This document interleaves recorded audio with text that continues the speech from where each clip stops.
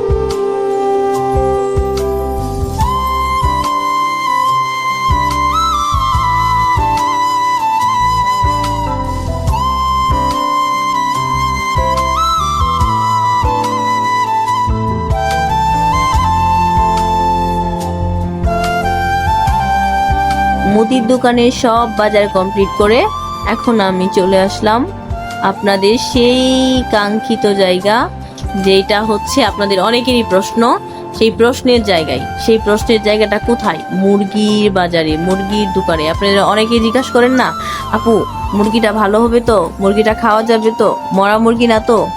এই সেই কনফিউশন আপনাদের দূর করে দিব আজকে। এই যে আপনাদের নিয়ে যখন থেকে চিন্তা ভাবনা করি, আমার স্টুডেন্ট ভাইদের নিয়ে যখন থেকে ভাবছি যে না তাদের জন্য কিছু একটা করব, আমার কিছু একটা করার দরকার, সেই তখন থেকেই আর কি এইখান থেকে মুরগি নেওয়া, আর এইখান থেকে মুরগি কিনি আমি। এই যে এই দোকানদারের কাছ থেকে সবসময় মুরগি নেই।